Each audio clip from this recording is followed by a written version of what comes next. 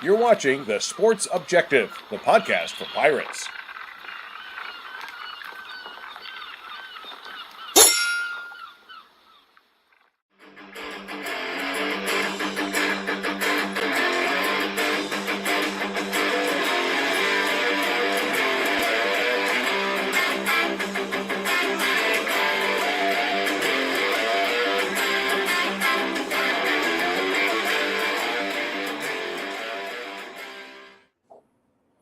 Welcome into just another sports podcast here on the Sports Objective Broadcasting Podcast and Network. I am your host, Kyle from LaGrange Barber, joined as always by my co-host, the one and only, ladies and gentlemen, from Alaska, North Carolina, a.k.a. Virginia. It is the head coach of Northeast Academy, Mr. Stevie Fly. Stevie, how you doing? Doing good, bud. How you doing? Hey, man, it's a Wednesday night, getting ready for college football for the weekend. Kick it off tomorrow night. The Thursday night game this week, I guess because the NFL kicking off Thursday night action. So the Thursday night college game kind of sucks. It's Louisville and Murray State, but it's something to watch as we get ready for this weekend for East Carolina and Marshall. And Stevie, we're joined here in the first half hour of the show by a man who played. God, every year he was here. He was a true freshman in 08, graduated in 2012. Every year he was here. We played the Marshall Thunder and Herd back in the Conference USA days. Mr. Andrew Bodenheimer. Andrew, how you doing?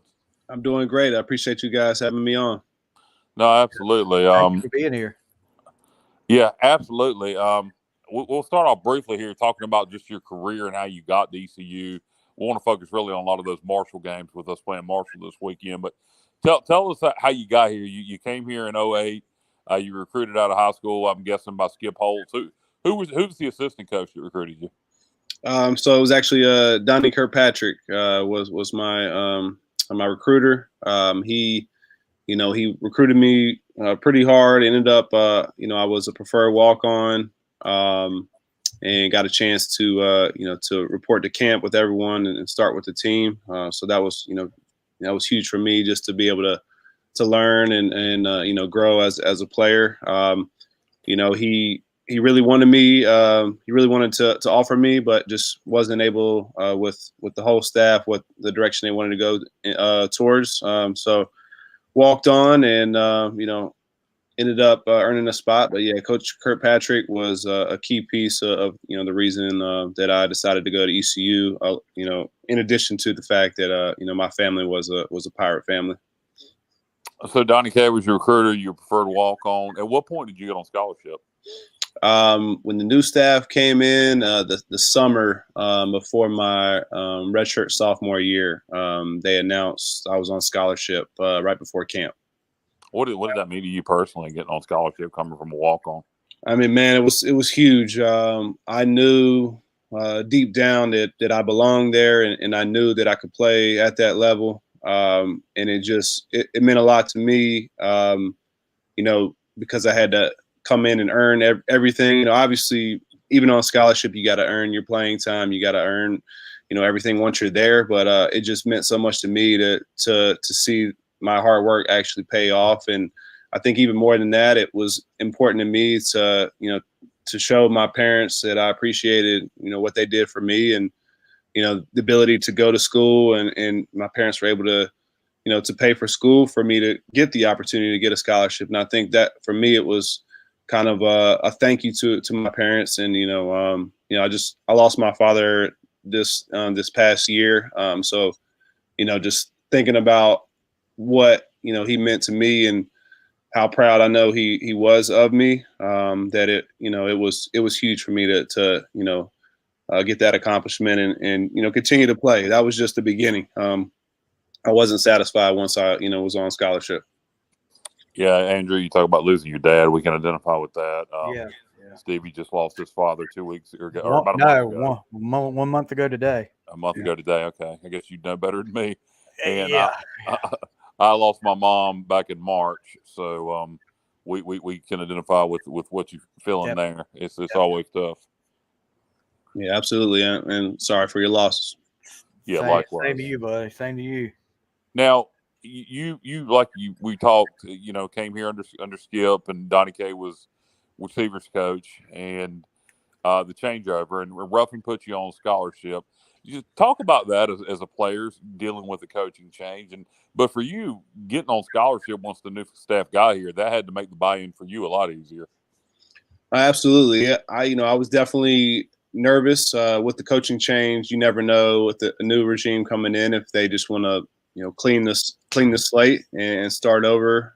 So I was definitely concerned. I continued to talk to Coach Kirkpatrick about things, and he told me not to worry. But obviously, you're still in the back of your mind, wondering how things will go. And I just made sure, once the new staff came in, that I didn't waste any time, learning the playbook, doing everything I could do to prove to them that I belonged. Because coming in, they probably didn't know anything about me, and probably wasn't big on their radar coming in. But I knew that I was gonna do whatever I had to do to make sure I was.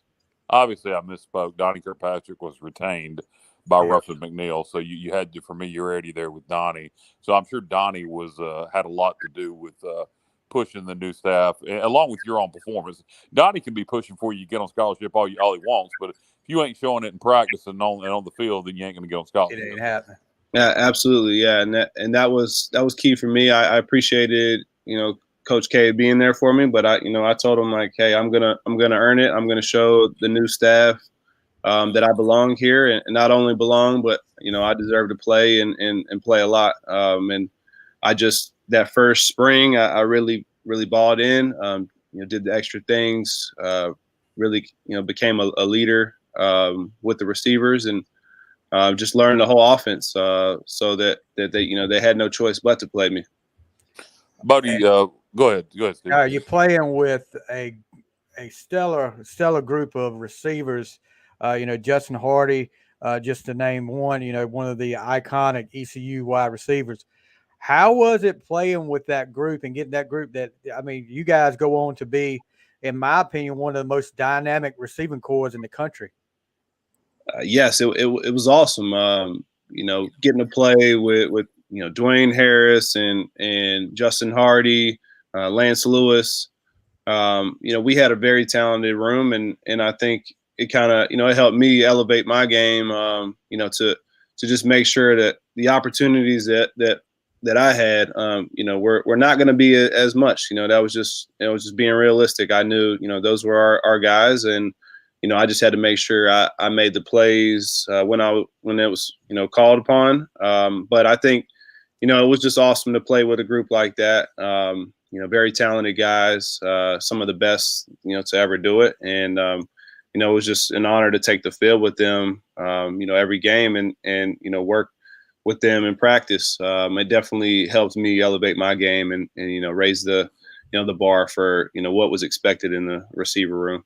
When you saw Lincoln Riley come walk in here as your OC, wasn't much older than you. I think the time you were probably in your early 20s. He was, 26, 27? Yeah. How was it being coached by a coach that young? And then did you realize he was going to become what he became? Yeah, it was interesting because at the time he was the same age as my older brother. So, I had had to put that into perspective, but at the same time, hey, he's our coach coming in. I knew what they had done at Texas Tech, and I respected that. And so, it definitely was, I would say, a challenge for him, just earning the respect of all, all the players, especially, the guys that were seniors. They were, 2, maybe 3 years at the most difference from him. So that's not typical. So I think it was definitely tough for him to earn that respect. But I think as it progressed and went on, we saw, the knowledge that he had, in the offensive game. And, that quickly earned a lot of people's respect. And, I saw it early on, just, the love of the game that he had and just the knowledge that, at a young age, he was around some very talented and knowledgeable offensive minded coaches. And so, I'm not surprised at all, honestly, that, he's got to the point that he has now. And I'm happy for him and wish, continued success for him. But yeah, it was definitely a challenge at first, but like I said, he earned the respect as, we started to see the success and how good our offense really could be. We just had never been, in an offense like that. So it was exciting and it really, excited obviously the receivers to be in a position to, to really get a chance to make plays on any given, play, quarter, whatever. There was so many opportunities for us. You finished your career 128 catches, a little over 1,300 yards, 5 touchdowns. What do you feel like your career game was? What the game that you would say if somebody wanted to see my best game? What game was that for you? That's a good question. I would say there's probably 2 games that stick out to me, and actually one of them being the Marshall game. Just because it was my last game in Dowdy Ficklin. I caught a touchdown in the first overtime, and I made a couple other plays. Also, the Navy game. I think that was my junior year. 2011. Yes. Indianapolis. 38, 35 win. Yeah, 1 or 2 times we beat them. Yeah, that one. I had a pretty good stat line that game. But yeah, I would say just with Marshall, that kind of just defined what I thought I was as a player. Whenever the number was called, I answered, and there weren't crazy amounts of opportunities for me to make plays. Obviously, with the guys that were around me, being more of a focal point of the offense. But yeah, I would say that one just really sticks out to me because I had a chance to score a touchdown my last game, and that was huge for me to go out that way as a Pirate. Well, let's talk about those Marshall games. A lot of respect between the two programs. Obviously, they're forever tied because of the plane crash back in 1970. The Marshall football team obviously flying back from Greenville, plane crash in West Virginia. The entire football team lost. So therefore, the programs are forever linked. Talk about how it was on the field. It's amongst the fans. It's a friendly rivalry. How intense is it on the field between these two programs when they play? Very, very close games every time. Yeah, definitely very intense. And I would say, when I was first came in, Coach Holtz and the staff did a good job of educating us on the history of our two programs, and I thought that was awesome. That it was important for us to know what we were going into, and we traveled there, and just to understand the connection between the two programs. But yeah, I would say it was very intense. It was 2 respected programs that have had a lot of success, and it was definitely very intense. And we always knew, we were going to get their best, and they were going to get our best. You mentioned the 2012 game. I'm going to we won't go into detail on each game. We'll just kind of skim over them. 2008, you were a redshirt freshman.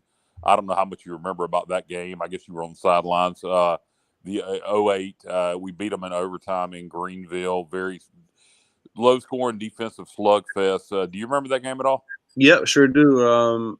Hartman kicked the game-winning field goal. Yep. 1916. Yep. Yeah, that was a back and forth one. Yeah, that was one. I know just remembering that we felt like we definitely should have won that game easily. I really didn't think their team was as strong that year. And we were just lucky to get the win in that game. But yeah, I definitely do remember that one.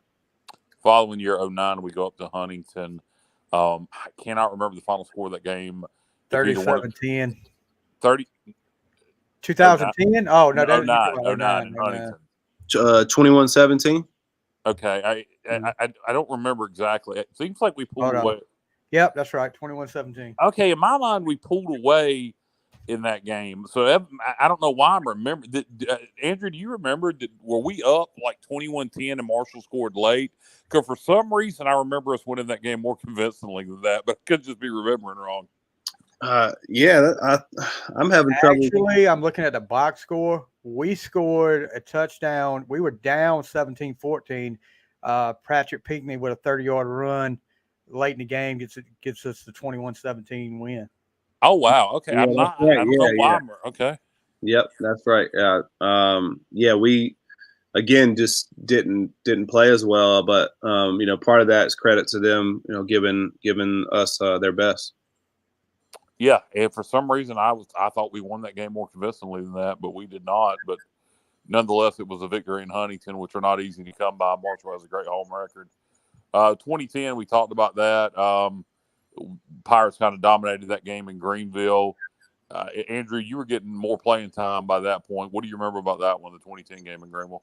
I just remember, obviously, again, anytime we play Marshall, we're expecting their best. But I know going into that game, we really felt like, we had a lot of mismatches on the offensive side, and I just remember us being ready for that one and really dominating that game.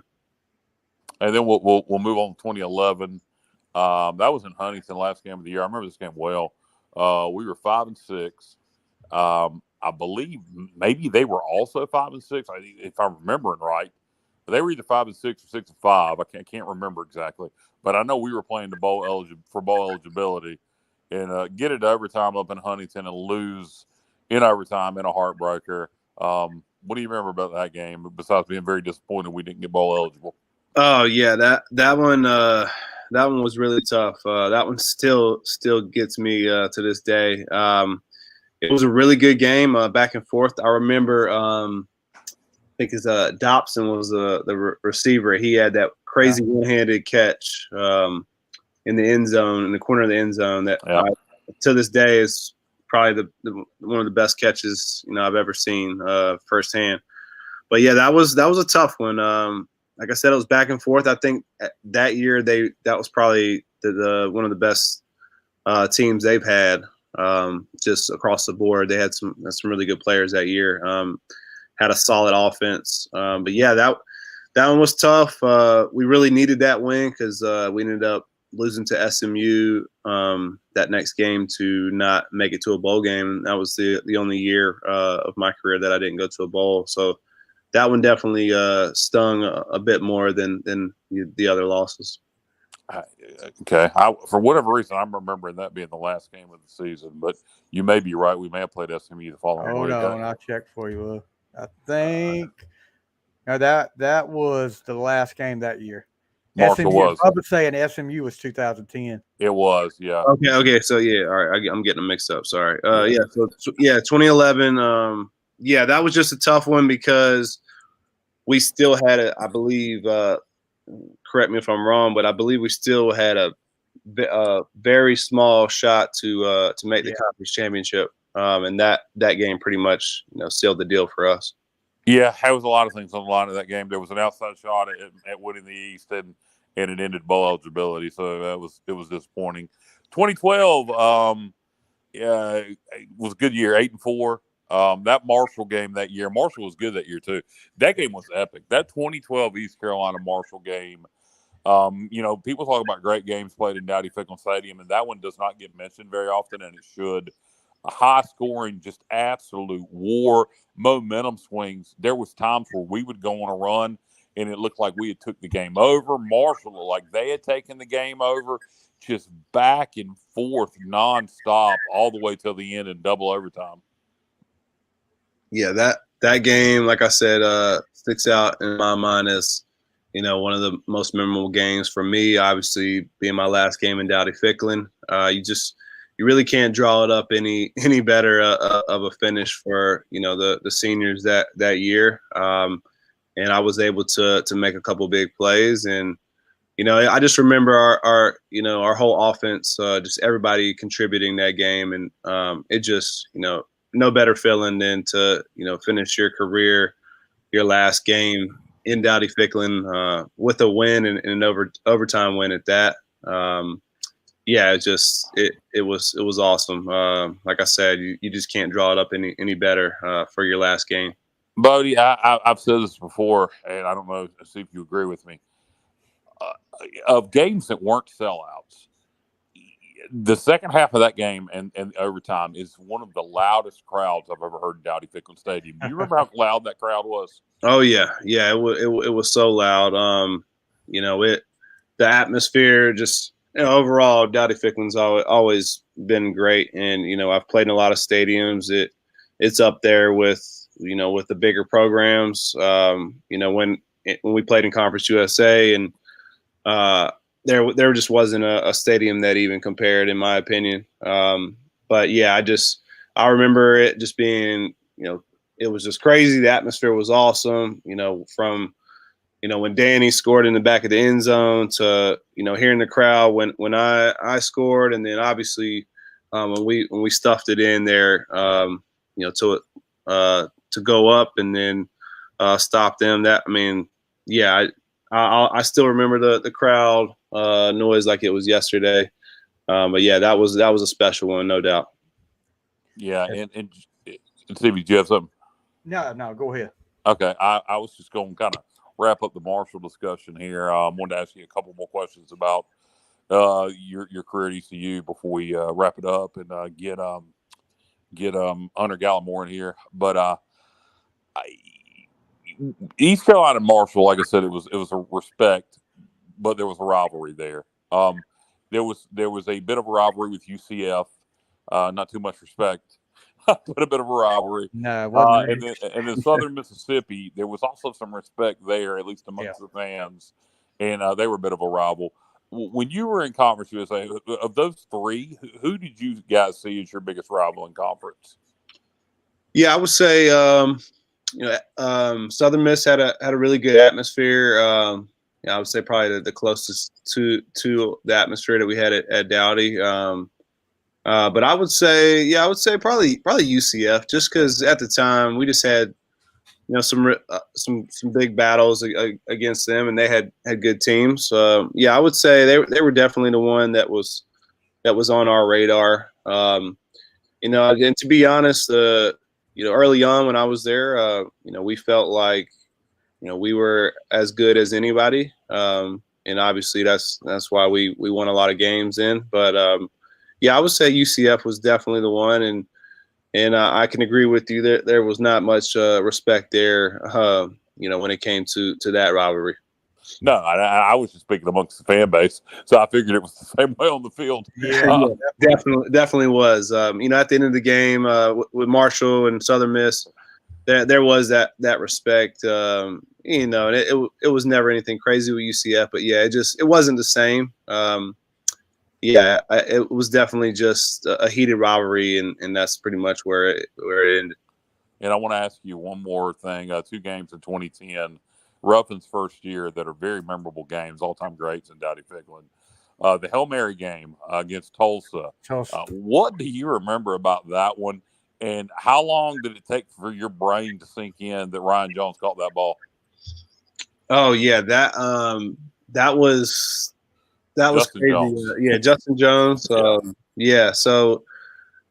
remember that play.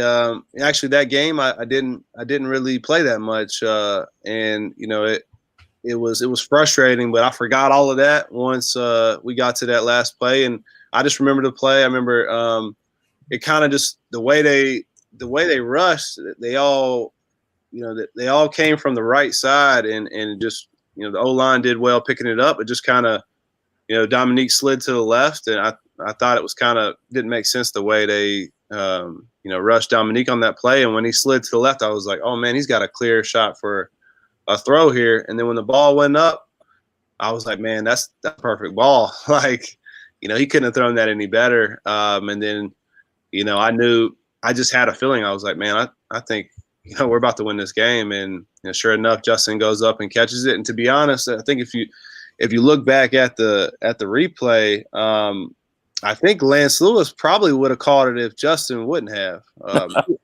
He was right there as well. And a funny thing that I noticed on that play too, Tulsa had 2 number 1s out on the field for that. Oh wow, it was a penalty. Yeah. I wonder if they would have called. Well, they didn't throw the flag. The flag could have thrown regardless. But wow, if you look back at it, there's 2 number 1s on the field. and that was something I noticed too. But yeah, Can you imagine if that would have been incomplete and they called that penalty and then we threw the Hail Mary and called it? Yeah, I know, it was crazy. But yeah, I just remember as soon as the ball was caught, we all just sprinted onto the field and dogpiled in the end zone. And I mean, what a way to start the boneyard off with a Hail Mary right there in front of the student section. Yeah, and then the last game I wanted to ask you about, unless Stevie had something else. No, it's a rare Sunday afternoon game. Yeah, that's right. It was a Sunday. Yeah, it was. So that's also a game. Another one from the 2010 season, NC State came in here, with Russell Wilson playing quarterback, and Pirates beat them in overtime. David Magazoo with the interception. What do you remember about that one? Oh yeah. So Damon, he was my guy. That was my roommate the end of my time.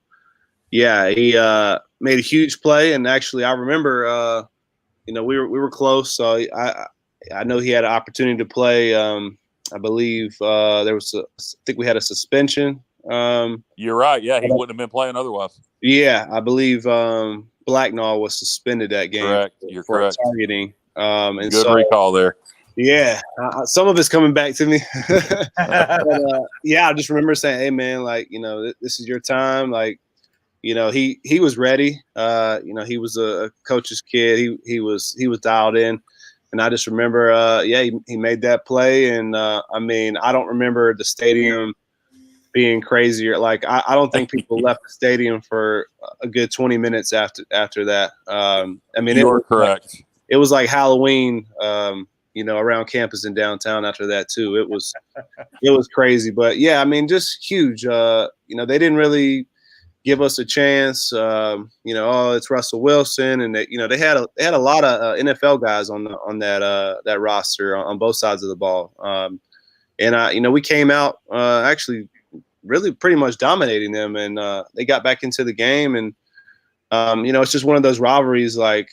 I'm always going to remember that game. It's NC State, but just more importantly, it was on our home field. That was big for Coach Ruff, and just at the time for recruiting as well. But yeah, just a very memorable game, and it couldn't have the interception couldn't have happened to a better guy in Magazoo, who's now a college coach. And I believe he's out at UNLV. Good luck to Coach Maggs. Maybe one day he'll be back in Greenville. But no, a bunch of great memories there, and obviously the memories from Marshall. The 2012 game, your senior day, as we mentioned, was a very special game. Hopefully, the Pirates. I hate keep mentioning this because I don't ever remember being talked about very much, but people keep talking about it this week. Marshall's never won in Greenville, believe it or not. So let's hope it stays that way for Saturday. Are you still following the program, buddy? Yes, I haven't been able to get back to games as much. I put on music shows and work in the festival industry, so busy a lot on the weekends. But I'm actually planning on coming to the game this weekend. As long as I am healthy, I'm sure you guys can tell I sound a little sick, but yeah, I definitely keep up with the program. I'm always going to be a Pirate to the core. What's going on with your health? Is it just are you? Just got a cold. Okay. It started about Sunday, so I'm hoping I'll be good by Saturday. But definitely plan on going to the game. I always keep up with the program, and it always helps that with Coach Kirkpatrick being there, it's a little bit more for me to keep up with as well, because he's definitely, like I said, it was important to my time at East Carolina. Absolutely. Well, Andrew, take you some vitamin C, some zinc, and some D3. Get the feeling better, and hopefully we'll see you in Greenville Saturday. Here we go. As the Pirates play the Herd. Absolutely. I'm gonna make sure I'm there. Nothing's gonna stop me. So yeah, I got to see my Pirates play. And before you go, what's your social media if you want people to follow you on Twitter or hit you up on Facebook? Yeah. So I just have Instagram. It's Bodie_. _. Okay, there you go. So if you want to follow Andrew, hit him up there on Instagram. And it was good talking to you, Bodie, and hopefully we'll see you in Saturday See you in Greenville Saturday. Easy for me to say. See you Saturday. Absolutely. I appreciate y'all. Thanks, Stevie and Kyle, for having me on, and Bubba. It's a pleasure and an honor, to speak with you guys about the Pirates. All right. Thank Thanks, you, Andrew. bud. Hope you feel better. Thank you. Appreciate it. So I want to mention a comment up here. You were talking about Southern Miss a while ago. Kenneth Maynard talking about he misses our games with Southern Miss. Hopefully on the schedule again soon for a home and home. So hopefully that'll happen soon too. I do miss the Southern Miss rivalry. Yeah, it's been talked about with John Gilbert. John was briefly the AD at USM. I don't know what the holdup is there. I would imagine they would be interested. Certainly not a Power 5 thing. Right. So you're talking about a home game that would have interest from fan bases, from both fan bases. I get the distance thing, so maybe not do it every year, but do a home and home with them every 3 or 4 years. I think it'd be fantastic. But we're about to welcome in a guy who played a few games against Southern Miss. Back then, they were a regular on the schedule. A wide receiver, another great wide receiver in ECU history. Mr. Hunter Gallimore. Hunter, how you doing? I'm good. Kyle, how you doing tonight? Oh, I'm doing all right. I hope you are. I'm doing good. I hadn't heard Southern Miss in a while, but you're exactly right. That was a good rivalry back then when we played. And I know my senior year we played against Brett Favre, and he tore us up down there. Yeah, that I remember the radio play-by-play because back then I listened to it on the radio every week, and hearing somebody say, you didn't know who this guy was, Brett Favre. What the heck is a Favre? Yeah, we found out real quick what a Favre was. Yep, he was good back then. He was good in the pros too. he made a decent name for himself in the pros. Yep. Yeah, absolutely. Hunter, we're going to talk about your career here at East Carolina. So we'll start off with the basics. Who recruited you out of high school, and how did you end up in Greenville? That's a good story. There is so coming out of high school, I was about 6 foot, about 150, and I made it to the East-West game for North Carolina. I'm from Wilson. And I was really only getting recruited by small schools. Really small schools, and I couldn't even get a scholarship. And so all my buddies were moving down here to Wilmington to go to school. And I said, I'm done with football. I'm just going to come down here to Wilmington and get an education and hang with all my high school buddies. And then during the summer, before I came down to Wilmington, was supposed to come down to Wilmington, I got a call from East Carolina, and it was, it was Art Baker back then. And apparently whoever the coach was that was covering the Wilson area he was getting fired, and he did not tell East Carolina really about me. And so Art Baker called me up and was like, Hunter, we apologize. We did not know really much about you. We don't have any more scholarships left, but we would love to, for you to be a preferred walk-on. And I decided at the last second to give it a shot and come to Pirate Nation, and I'm glad I did. And so I decided not to come down to Wilmington. And the only other school that I came close to getting a scholarship, and believe it or not, was NC State. Oh, wow. And Sheridan called me. I never forget. Sheridan called me right before my senior year in high school, right before New Year's, and said, look, we got one scholarship left. We're going to give it to this guy down in Georgia. He's a receiver. And if he doesn't accept, it's your scholarship. And if he accepts, we'd like you to be a walk-on. And at that time, I just said, okay, if I get a scholarship, I'll go. If not, then I will just go to school down to UNCW and not play football. And the guy ended up taking the scholarship and got kicked off within 2 years at state. You think Sheridan remembered you after you caught that touchdown pass in the Peach Bowl? That's we during that week of the Peach Bowl, we had different activities and events in the evening times, and I reminded him during one of those events that he did not offer me one, and I'm so glad that he did not, because I'm glad that I ended up where I did. So Talk a little bit about when Bill Lewis comes in. What was your first impressions when Bill Lewis got there? He was a great motivator. He was a really good motivator when he came in. He brought a lot of talent on the coaching staff.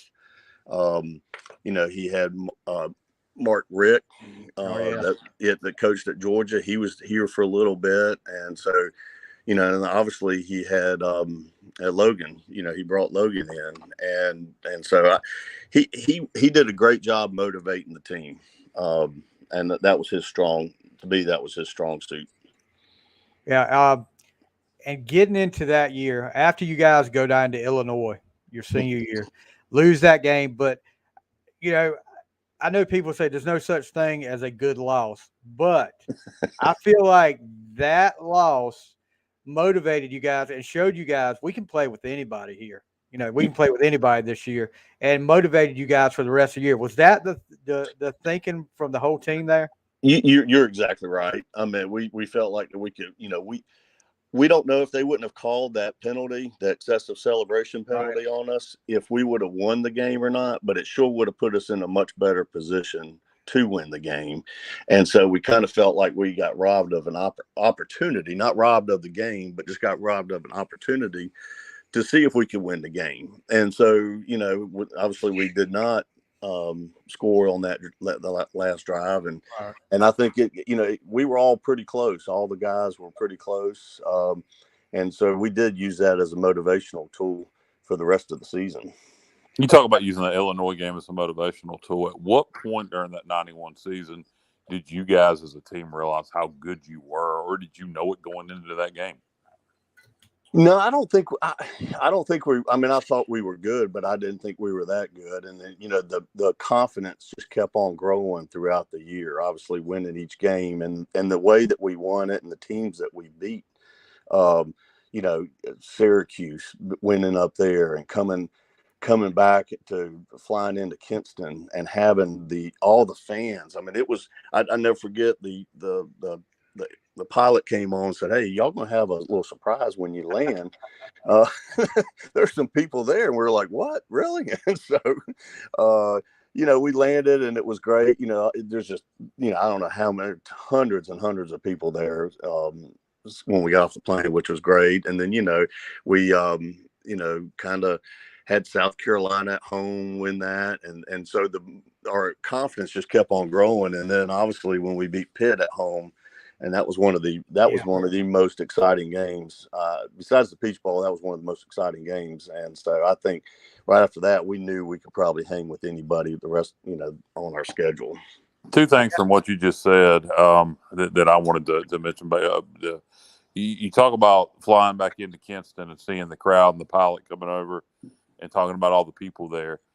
Hundreds of people. I've seen videos, pictures years later. Think about it. This is 1991, guys. There's no social media. Right. There's no fifth quarter call-in show. How in the hell did that get organized? That's a good question.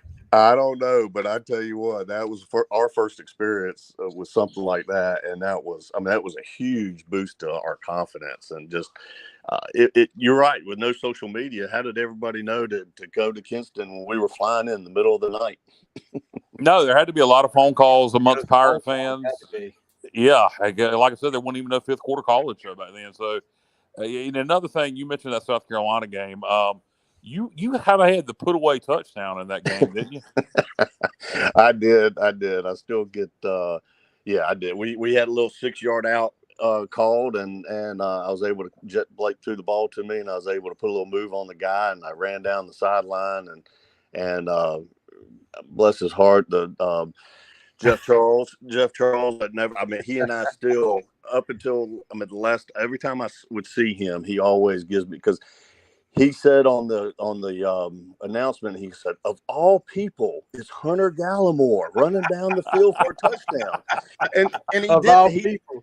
of all people, and he didn't mean it mean. He was just, and so he and I for 20 something years have joked about that every time I see him. He said, "Hey, Hunter Gallimore of all people." Jeff was great. I'm glad you guys had that memory to joke back and forth with each other. Yeah, severely missed. But that was a good that was a good win against South Carolina, because that was a huge rivalry against, for us. And I had gotten walked down about a year before. We had did a trick play down in South Carolina, and I caught the ball, and I thought I had a touchdown, and the guy walked me down on the 5-yard line, and I caught so much grief from the coaches and everybody. So it was kind of good to get him back in Greenville. This is a good question. Bubba may know the answer to this better than any of us three. But that South Carolina game, is that the first ever time the goalpost came down in Greenville? I'd love to know that. I know that they did after the South Carolina game, Hunter. I'm sure you remember that. But I wonder if that was the first time ever that happened. Bubba may have the answer to that, but we'll wait for him to tell us, and we'll move on. Yeah, Stevie, go ahead, man. So I've talked to a lot of guys from that Peach Bowl team, and one of the questions I ask all of them: you guys go, you get the big win over Virginia Tech, then you follow it up with end of the year you beat Cincinnati, so you're 10-1. Are you guys worried? And I always look back at that 1983 team that lost 3 games by 13 points and didn't go to a bowl game. Are you guys worried that you're not going to get the respect you feel like you deserve and get to a there wasn't 50 bowl games back then. Right. You played on New Year's Day or after that was the cream of the crop. Did you guys feel like we might get disrespected here, and we might not make a New Year's Day bowl game? I think you're right. You're exactly right, because back then it was, if you played on New Year's Day, that was big. Yeah, that was cream of the crop, and so yes, we were kind of, I do think we were kind of a little nervous about that, if we were not going to get disrespected. Not get a good bowl game, and so that did go through our mind. And so it was a pleasant surprise when they announced it, and especially against NC State. Oh, when I heard that, I was like, "Oh wow, this is going to be good here," and it did. It was. Talk a little bit about that atmosphere. Like, I always like to ask, when you came out of the tunnel that first time at the Peach Bowl, what was it like on that field? How electric was that field? It was. You saw a bunch of Pirate, obviously a ton of Pirate fans, and that kind of, that did get us motivated. The fans through the whole season, kept us motivated. And they continued it on down in the Peach Bowl. Great support down there, and just great atmosphere playing in Fulton County Stadium. The last I believe we were the last football game ever played in that stadium, and so. The fans really helped us out and got us motivated. Hunter, one thing I've always wondered about that 91 season, the Peach Bowl, and I've asked several players, Dave Hart would probably be the person to have the answer to this question, but do you remember what other bowls, there was about 25 bowls out there at the time. Do you remember what other bowl opportunities we had if we didn't get the Peach? I think the Peach was our biggest opportunity. But was the Independence Bowl or the Liberty Bowl ever brought up? Do you remember? That's a good question. I don't recall, tell you the truth. I think you're probably right, though. I think, Liberty Bowl or something like that was probably in the back of our mind. But we were hoping for a much bigger bowl, which we got. So, but I can't recall right off the top of my head. Okay. This is another question for Peach Bowl time. Okay. You're down 34-17 late in the game. What is being talked about in that huddle? You guys, obviously the whole "we believe" theme that started after the Syracuse game and really hit its stride at Pitt. What are you guys saying in that game? Like, we can get back in this. Were you ever not confident you could come back and win that game? We were confident the whole time. I knew we could come back. Our defense was playing great and which since our defense was playing so good, it got us motivated. Knew that we needed to step our game up and play. We knew we had the talent on offense to score the points. I mean, we had Luke Fisher and Dion and Clayton and Jeff Blake and Daniels. I mean, we had Cedric Bjorn. I mean, we had tons of skill players that could put points on the board quickly, and so we just knew we had we knew we'd have an opportunity to do that because our defense put us in a good position. Did you watch the field goal attempt by State? Did you watch the field goal? I did. I did. So I had to watch it, but I was so glad to see it miss. As somebody, I kind of came on. That was around the time I was becoming a Pirate. I was a little younger than both of you guys. I probably got the worst health of the three. I was 11 years old in '91, and I know I never remember seeing East Carolina playing in a tie ball game. What is it like to end the game in a tie? It doesn't seem like it would be the worst. I guess in that situation, it would have felt more like a loss. Yeah, I think in our mind it would have felt like a loss if we would have tied. You're exactly right. So I'll tell you this, Kyle, and this is where I can bring some of my playing experience. This is nothing compared to a Peach Bowl game, but JV conference championship my 8th grade year, we played to a 8-8 tie in the championship game. And what you guys tell me how this works now.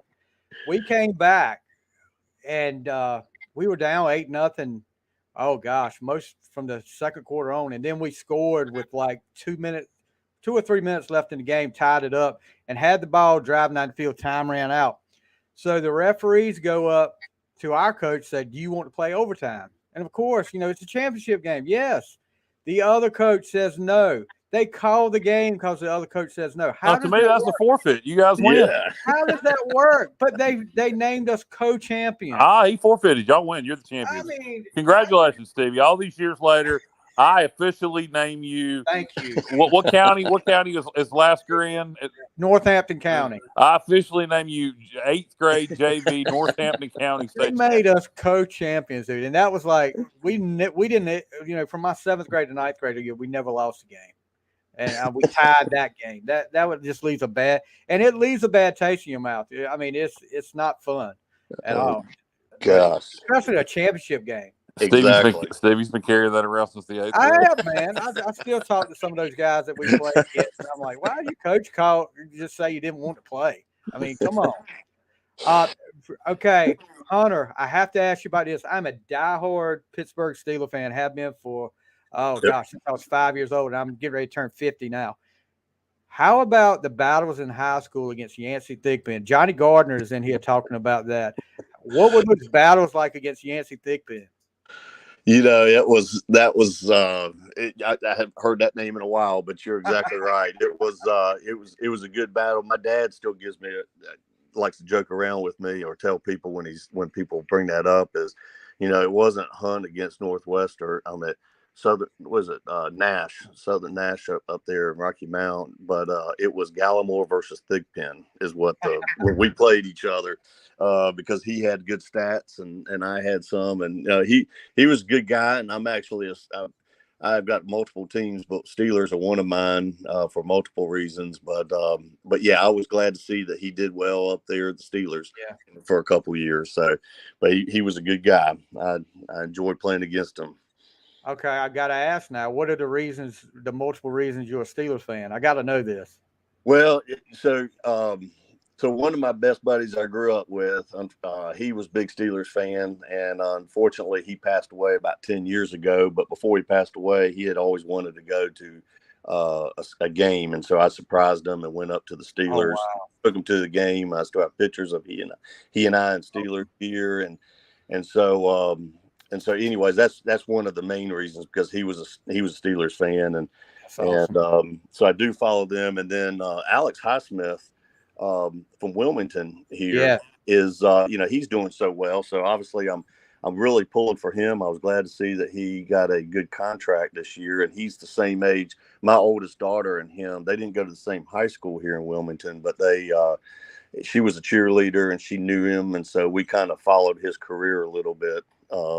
And so he is. So we're really proud of what he's done up in Steelers Nation. Yeah. And then my the bank I work for, their headquarters is out of Pittsburgh. Oh, okay. You don't get any free tickets to Steelers games, do you? No, I've been to a couple Pirates games, but I'm still waiting for them to give me some Steeler games. So I'll let you know if I get some Steelers game. I'll let you know. Yeah. Let me know. But you got anything else, Kyle? Yeah, I was just going to ask Hunter. After you win that Peach Bowl, just in general, talk about the atmosphere in Greenville that year. What it was like. You guys not only is it the best team still in East Carolina history, you guys kind of became. You guys were Boise State and TCU and Utah, all these schools that would do it later and crash the BCS, or Houston and UCF and Cincinnati in recent years. Unfortunately, all of them crashed it and then got to move up into bigger conferences. Right. But you guys, we did it at East Carolina with that 91 team before anybody else did, that weren't a traditional blue blood, that was an outsider, so to speak, that made it up to that New Year's Day bowl game. Talk about that aspect, that in East Carolina, so to speak, had never done that in the modern era, and just what the atmosphere was like in Greenville. You guys were freaking celebrities. No, it was great, I tell you. But you're right. We kind of we were doing that before Boise State and all them did it, and so. We did get some, we got some respect being number 9, finishing number 9 in the nation. And I still love to say that. And I'm very proud of that and what our team did. And when we came back, I mean, they threw, Greenville threw us a parade, and everybody, just the whole fans have been fantastic during that time. We'd go out to dinner. My wife now, my girlfriend back then, we'd go out to dinner, and it was, people would come up to us, and we still have people come up to us, that people remember that season. And I'm involved down here in Wilmington. I go to the local Pirate Club meetings here, and so it's still brought up quite a bit, and which I'm happy to talk about it and very proud. But the fans just have treated all of us very special through the years. Hunter, we appreciate your contributions and everybody on that 91 team, and you'll never be forgotten. But I hope one day the day comes where we have a team to talk about that finally puts that team as a memory, instead of everybody trying to live up to those expectations. Kyle, I agree with you. I agree. I hope that day is comes soon, because I would love to see it. Yeah. Before we let you go, though, Hunter made the trip to the Big House, and what was it like at the Big House? First of all, what was the atmosphere like at the Big House before we talk anything about the game? That atmosphere was good. It was. I will say, I came home. I went up there with some buddies and came home. Told my kids and my wife. They asked me how it was, and I said, the tailgating was great. Being in the game, the fans that we were sitting around, we were sitting fairly close to the field, and so we were surrounded by Michigan fans, and everybody was very polite to us. Tailgating people would come up and say, hey, welcome to the Big House, and welcome to Ann Arbor, and so they were good. But obviously they didn't feel threatened by us. So if we were Ohio State, they probably wouldn't be doing that. It would have been a whole lot different. But it was so everybody downtown Ann Arbor was nice the whole weekend we were there. The one thing that I'll say, and Michigan fans will probably shoot me, but it was a great experience to be there and say, hey, I've been to the Big House. But that field is interesting, because when you walk up, and I played at some South Carolina. You walk up and you see that stadium, seat 90,000. I mean, you just see it coming up from the ground, and it's impressive. Even in Greenville, I mean, you see our stadium. It's impressive. Virginia Tech, because you see the stadium from the ground up. Yeah, there's dug in the ground. There's dug in the ground, and honestly, I did not realize that their field was. So what you see when you come walking up to the ground level are a 4-story press box, and that's what it's looked like an office building, and so that's what you see, and then you walk down into the hole, and then you're in that big fishbowl. But it's impressive to be there with 110, but it just didn't have the wow factor when you walk up to it, just because you didn't see it. You couldn't see how big it is. Yeah, we had a Michigan. I don't remember what publication he was from. He was some beat writer, really nice guy, on from Michigan a few weeks ago, and he told us that in advance that when we walk up to the stadium, we're going to be shocked that it does not look big at all from the outside, and that what you described when you walk down in it, then you see the size of it, but from the outside, it's not impressive. Yep. But it was good. I'm glad I went, and I wish we could have. Our defense looked good. Offense, I think, has got a little work to do, but I think they had it. They'll be prepared this week against Marshall and for the rest of the season. Yeah, let's hope so. Need to try to get a vic this weekend. Ain't nobody going to be taking any moral victories from the Marshall game, so this is win or lose time. Yep. But Stevie, did you have anything else for Hunter? That's it. I just want to thank you, Hunter, for coming on. We appreciate you taking time out of your schedule to come on and talk to us for a little while. No worries. Hey, I appreciate you all three, and thanks for having me on, and I'll be glad to talk anytime. All right. Appreciate it, Hunter. All right. Thank you, guys. Appreciate it. All right. Have a good one. Well, Stevie, we'll do a couple more things here before we get the show over with. Everybody stay tuned, because everybody's favorite part of Just Another Sports Podcast is still to come. It's our top 5. It's going to be the top 5 favorite wide receivers in ECU history, which may be the toughest list we've done yet. Because there's a lot of honorable mentions. I'll put it that way. Yeah, I didn't do as many honorable mentions on mine. In fact, now that I look here, I see I did a top 4. So I left somebody out. I don't know who I had a tie. So I got it. I see who I left out. It was actually my number 1. I forgot to put it up there. I just mentally, But all right, so we'll go ahead and do that. Then we're going to break down the Marshall game briefly. But so we're going to do this from 5 to 1. Steve, you're going to start off at number 5. My number 5 favorite wide receiver in ECU history, and he would be higher on the list because he did set the all-time receiving record, but he can't be any higher because old Scotty Moe, he didn't play on very good teams at the end of his career.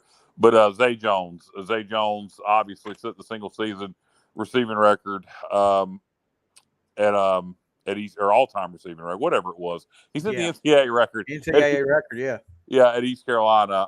He broke Justin Hardy's record that had it before him. So number 5 on my list is Zay Jones. He'll come up later in my list. Number 5 for me, favorite.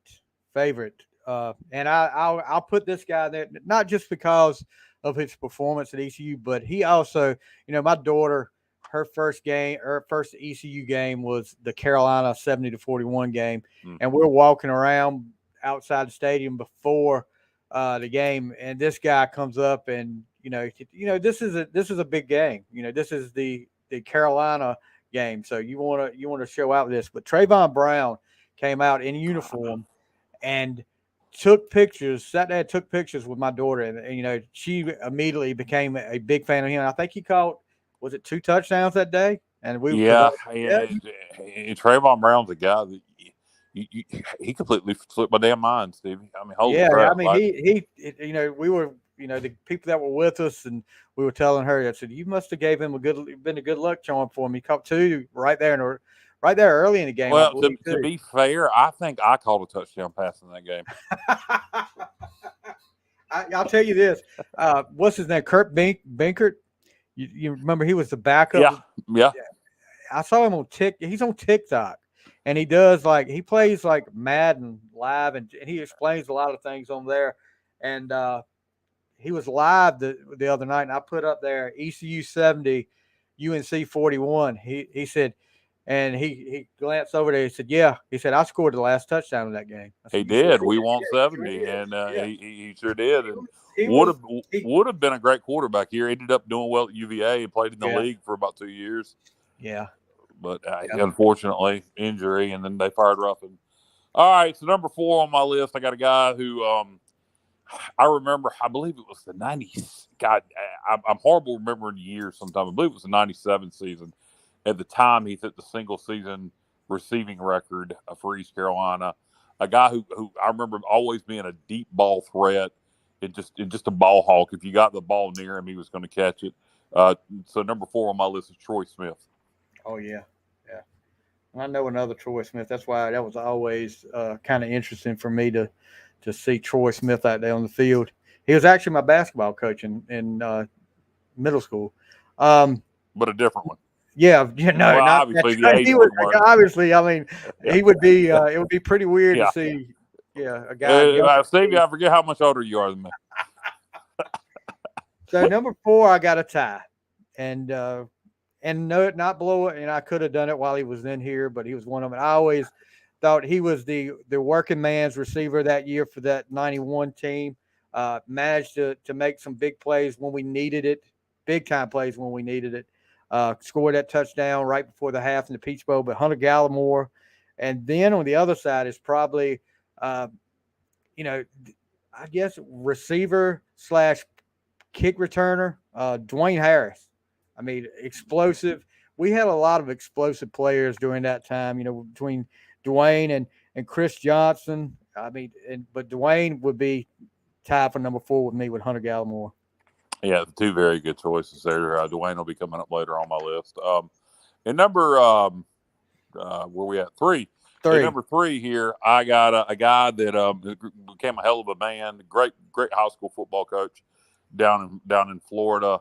Played for the Miami Dolphins. The man who pulled the yellow towel out of his pants and waved it around in the end zone against NC State in 1996. Got a penalty, and Steve Logan never let him live it down. One of my favorite wide receivers of all time, Mr. Larry Shannon. Yeah, was he trying to do like the Pittsburgh Steelers deal? Yeah, he just had it in his head he was going to do that, and it got the crowd hyped up. But we got a penalty for it, but it didn't matter. Well, anyway, my number 3, and this is a guy. No comments on Larry Shannon. You know Larry Shannon. Yeah, he was. I mean, you pretty much said it all. I mean, if one of the, played with the Dolphins and I believe the Raiders, goes on to have a pretty good NFL career. But you said it all about Larry Shannon. I mean, he was a big time receiver for ECU. Yep. Number 3 for me though, and you can tell I've been a Pirate fan since 82, but that 91 team left a big impression on me. And this guy, not just because of how he played on the field, but I, got to talk to him on the Final Score on my other podcast, and just a great guy. I mean, he's checked on, when my wife was sick in the hospital, he called to check on me. He's called to check on me several times. When I was sick with COVID, he called to check on me. I'm talking about Deion Johnson. I mean, only played 2 years at ECU, but I think he was one of the heroes of that Peach Bowl team. Of course, the punt return late in that game against NC State, and the Peach Bowl would set up another score. But yeah, Deion, not just because of the player, because of the person, and I think a lot of Deion. No, yeah, I like that he called you about your wife and when you had COVID. That's pretty awesome. Yeah, Deion was very, very electric player, big playmaker. Hey, what appropriate name, Deion, huh? Not prime time. Not prime time, but pretty damn near it.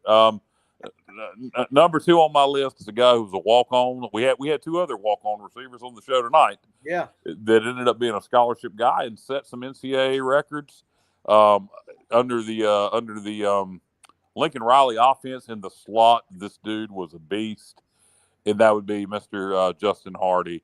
Justin Hardy, number 2 on my list. Yeah, Justin is going to come up in just a few minutes with me. So I think I just gave away who my number 1 was. But anyway, number 2, you talked about him earlier, Zay Jones. I mean, you're talking about 2 guys that benefited greatly from that Lincoln Riley offense. Set the NCAA record for receptions, having a pretty good pro career. He's up there in Jacksonville now. So hopefully him and Trevor Lawrence can start hooking up for you Jacksonville fans. But Zay Jones is my number 2. Yeah, Tony Khan actually just heard he was friends with CM Punk and fired him. Wrestling fans will get that. Nobody else will. Yes. Number one on my list, in my opinion, and opinions vary, the best football player I've ever seen in East Carolina, and that'd be Dwayne Harris. Yeah. From a competitive standpoint, from a playmaking standpoint, from just individual effort standpoint, whether it was at receiver, whether it was special teams, punt returner, kick returner, I even used it running back a time or two, but primarily a wide receiver. Dwayne Harris is, I think, the best player in the history of ECU football. And I know a lot of people are going to turn their nose up and disagree with that, but he's got to be in the top 10, just period, best players to ever play here. Just a competitor, just relentless, and would always step up in big games. Yeah, definitely. You know, like I said, explosive and could do it so many different ways. I mean, and the professional team saw that too. Yep. They saw that speed. They saw he could do so many different things. And you know, Dwayne Harris, when he got in the pros, and especially about kick returner, punt returner, he was always a threat to go all the way. And I mean, I won't turn my nose up at what you said about he could be the best player in Pirate history. I won't turn my nose up at that. And can you remember his hometown and tell me what wrestler is from his hometown? Is he? Where's he from? Well, you'll know the wrestling ones to tell you the hometown. Okay. Stone Mountain, Georgia. Jake the Snake. You got it. Yeah, of course. And who is your number one, Stevie? I think we already know. Justin Hardy. I mean, what a great story. A guy comes on as a walk-on, gets a scholarship, and you know works his butt off, and gets that scholarship, and then goes on to set the NCAA record for receptions. And I honestly, to this day, when he went to Atlanta, when he got, I don't know if he got drafted or was signed by Atlanta. I wish he would have had a chance that first year to go to a team that didn't have so much depth at wide receiver. I mean, you had Julio Jones, you had Roddy White, there was somebody else there too. He was always, and he was played a lot of special teams. But I would love to have seen him get a chance to be, you know, maybe in that wide receiver 3 or wide receiver 2. And work his way up. I think with his work ethic and the way he could catch, I think he would have made a career for himself in the NFL. Yeah, and he did, but I think it would have been a longer career. Oh yeah, it would have been longer. Yeah. So we'll do the honorable mentions. I didn't do very many honorable mentions on my list. I just it would have went on forever. So I'm going to narrow them down. Yeah, I just did a couple here. Andre Allison. That's one right there. Despite he might have been my top 5 if it wasn't for him deciding he was just going. You know, this was before people sat out bowl games. Yeah. But he would have benefited us better if he'd have sat out that bowl game rather than just decide not to contribute like he go did through the motions. Florida. Yeah, but so he's on my honorable mention list. And I could have, you know, all these other receivers that I could have named. I just added one more. And this is a personal favorite. Nobody else would have him on their list. Bobby Good. I love Bobby Good. Bobby Good will, you know, at the end of the John Thompson era, the beginning of the Skip Holtz era, that 05 season, besides Andre Allison, he was about our only receiver that was worth it. But no offense to anybody else that was on that 05 team. But, you know, old Bobby Good, a white boy, you know, the fun facts here, he is the nephew of Rick Stockstill. I don't know how many people realize that, but Middle Tennessee head coach. But right. old Bobby Good was one of my favorite Pirates. I loved the way he played the game. He didn't have breakaway speed, but if you got the ball near him, he would catch it. He had great hands. Yeah. I'll just quickly go through a couple of here.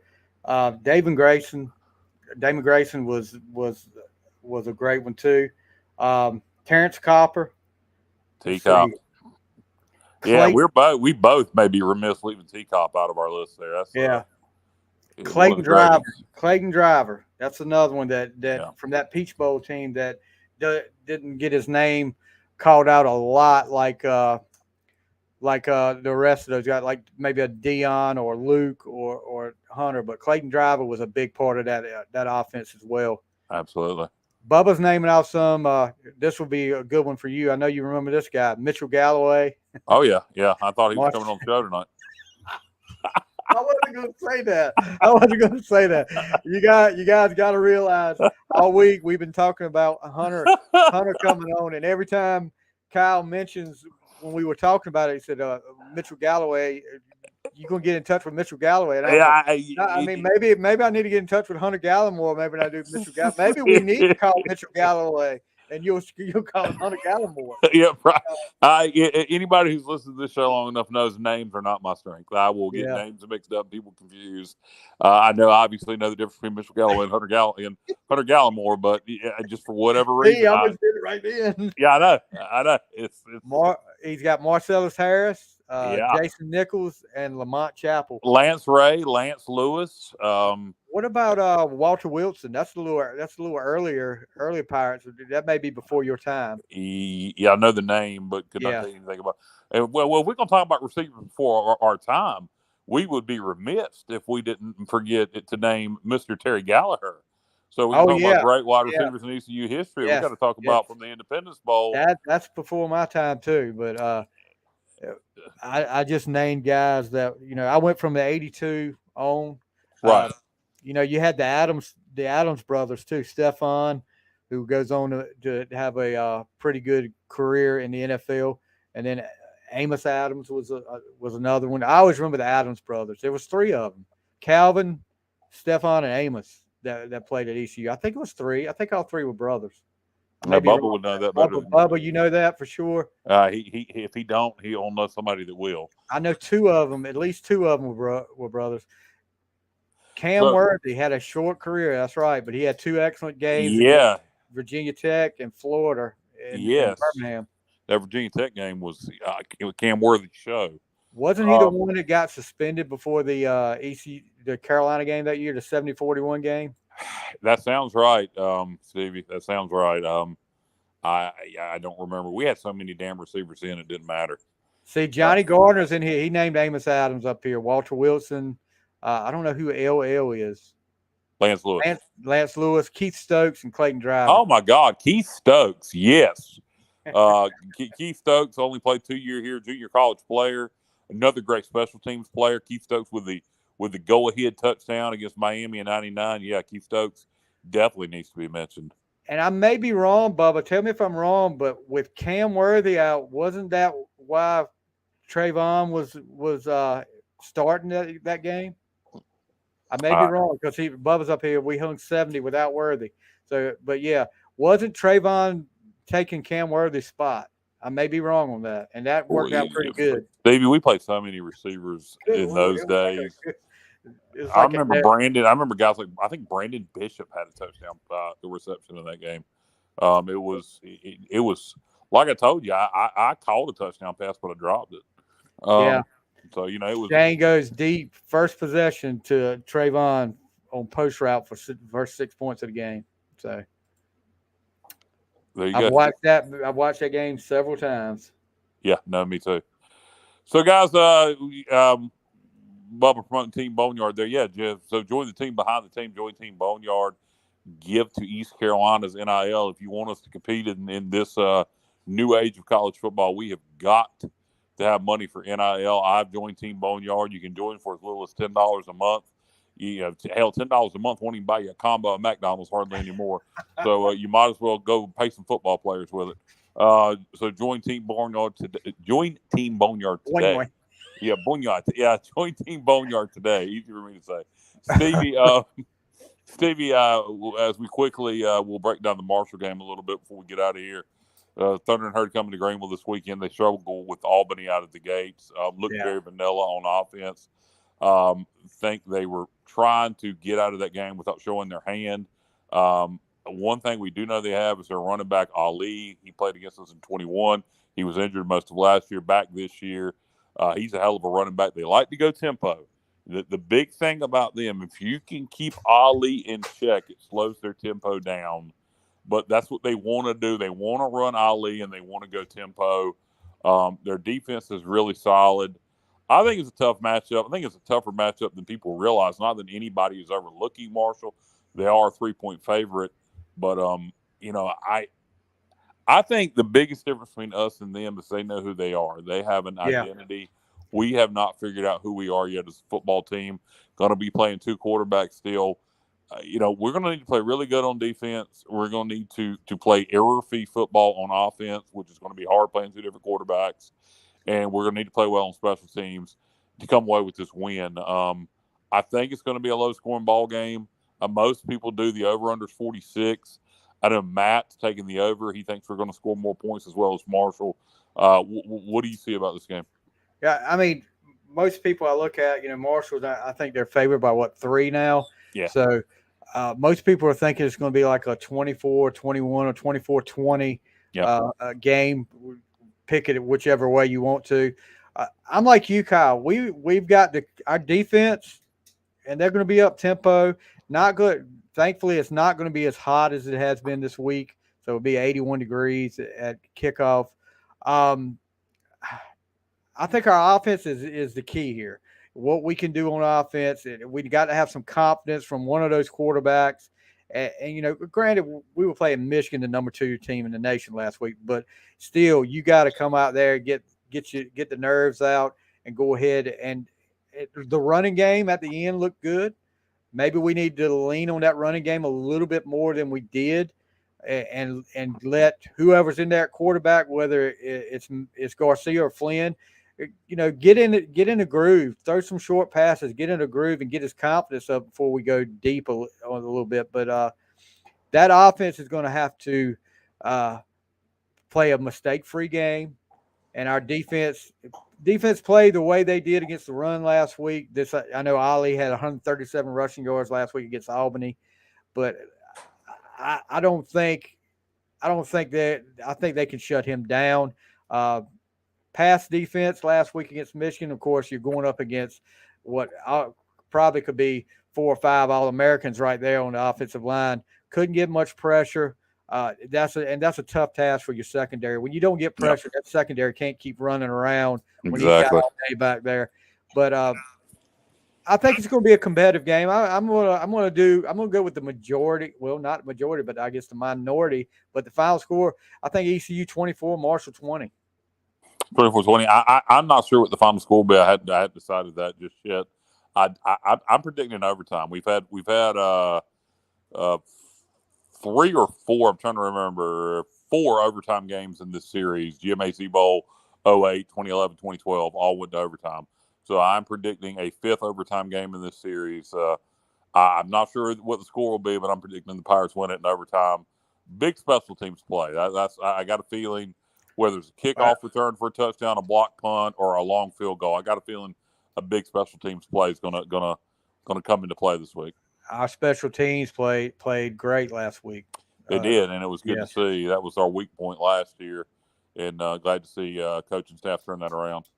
Got to though, when you don't know what you are on offense, Logan used to always say to win a football game you had to win special teams and something else, either offense or defense. Yeah, that was his philosophy. You had to win two of the 3 phases of the game. So that's the only thing that bothers me about this week. And I listened. By the way, listened to the entire game streaming. The Pirate Radio Network did a great job. It was a great first game for that group. It's not going to be Jeff Charles, of course, but they did a great job doing the play-by-play. Bubba's talking about Javis Bond has over 100 total yards of offense this week. Now, I'll tell you this. I agree. The end of the game, the third in the fourth quarter, he showed that speed. He showed that speed last week, and I think he's going to be a big weapon. That's why I'm saying maybe we need to lean on the running game a little bit more at first. I think we're going to see a lot of 2-back this week. We saw some of it against Michigan. I think we're going to see a lot of it this week. I think we're going to see a lot of 2-back sets. Bond had 47 total yards on 7 touches last week. So it means he needs to be touching the ball more. Yeah, he does need to get the ball more. So I think he's gonna be a weapon we can use the rest of the year from what I saw against Michigan. Yeah, and that running back room, that is one room that has some depth. So the fact that he got that much playing time as a true freshman week 1 shows how damn good he is, and he's going to be fun to watch here at East Carolina. Hopefully for 4 years, but in this day and age. Who knows how long? Never tell. Yeah. Well, Steve, you got anything else?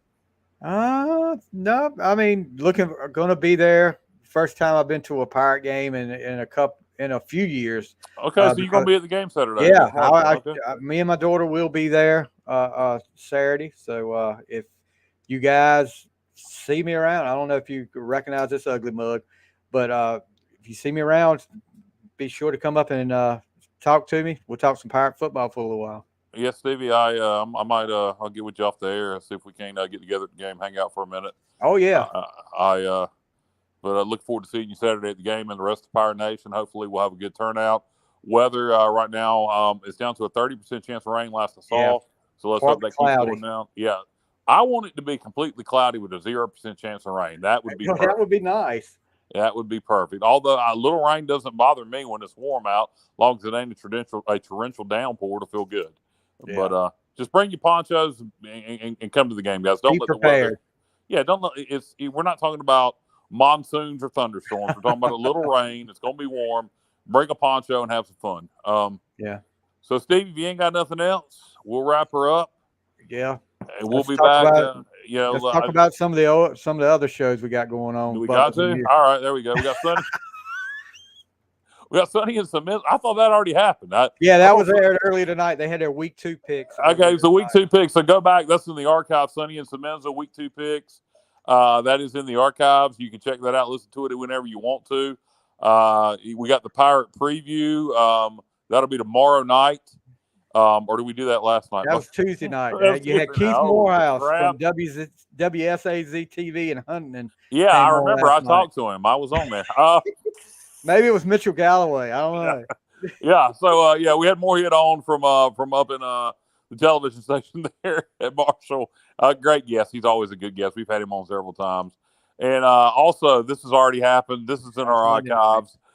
We have Absolute Empowerment, Jeff Connor's show. It was Monday night. You can check it out in our archives. T-Cop was on there, and go back and listen to that. Each and every week, Jeff Connors has a great guest on. Check out Absolute Empowerment with Jeff Connors, and this week it was Terrence Copper.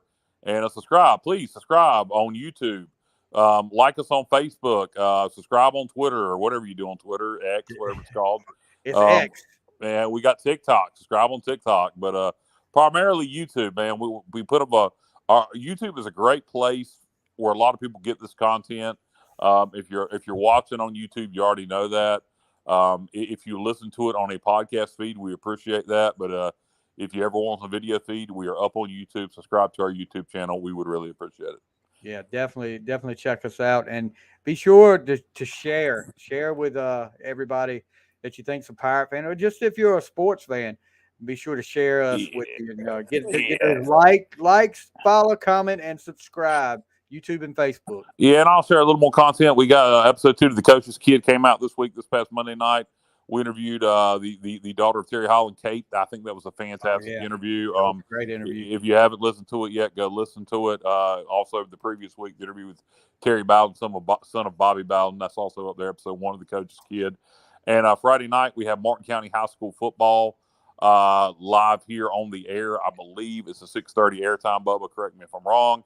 And, I don't even know. But you can, there you go. There's promoting The Coach's Kid.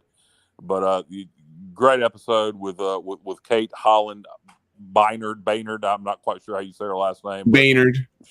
Thank you, Bubba. There's Bubba's voice out of nowhere. But, out of nowhere. She was absolutely wonderful. Tremendous. A lot of great insight on her dad. And it's really nice. What I found, what I took away from that interview, I had a lot of respect and admiration of Terry Holland. And it was nice to confirm that Terry Holland was the man I thought he was. Hey, how much would you pay for a pair of those pants up there in that older picture? No doubt. That was a thing back then, though. Check out the coach sitting there on the sidelines with his suit too. Oh man! Yeah, check out that head full of hair. Retro, buddy. Yeah, check out Coach Holland's head full of dark hair there. Look, I was watching. When he was coach at Virginia, he was not well liked in my house. My mom is a diehard Carolina basketball fan, And yeah, she would, back in the days with Ralph Sampson, Othell Wilson. Othell Wilson was got my mom as close to saying a cuss word as I've ever heard before in my life. So yeah, but he instantly became Terry Holland instantly became a good guy when he transferred over to ECU. No offense to Virginia, but my mom, I looked at him like, oh yeah, he's at ECU. Okay, I can deal with that now. I can deal with him now. He's a great guy. So it's funny how changing colors makes people think different things of people. Yeah, no doubt. And like Kyle mentioned, we will have Martin County football on Friday night. So 6:40. Bubba, I don't know what happened with me there for a minute there, but I could not do anything. I was totally frozen. But yeah, go ahead. It was saying your device for some reason was not available to reconnect as far as bringing you back on air. But we're good to go now. But yeah, 6:40 airtime as Martin County is hosting Southside, the Seahawks, coming to Williamston, and Dave and Harold Robinson will have that call for you. Again, 6:40 airtime, 7:00 kickoff on Friday night. I thought Dave said somebody was filling in for this week, Bubba. Has that changed? I believe that was last week when he was headed to Ann Arbor, but you may be correct. He may be not on the call on Friday night. He may have somebody filling in for him. But last week, I know before the game got canceled, when it looked like the game was going to be played Thursday night, he was on the road to Ann Arbor. So Phil Woolard was going to call the game with someone. Okay. I'm not. Perhaps Coach Robinson. I can't remember. Either way, just tune in Friday night if you want to hear Martin County football. Somebody will be calling the game. So, all right, guys. Well, if we ain't got nothing else, I'll wrap this thing up for Stevie Fly, Andrew Bodenheimer, Hunter Gallimore, Mitchell Galloway, and Bubba Rosenbaum. I am Kyle Barber, and this has been just another sports podcast here on the Sports Objective Network. Good night, everybody, and go Pirates. See ya.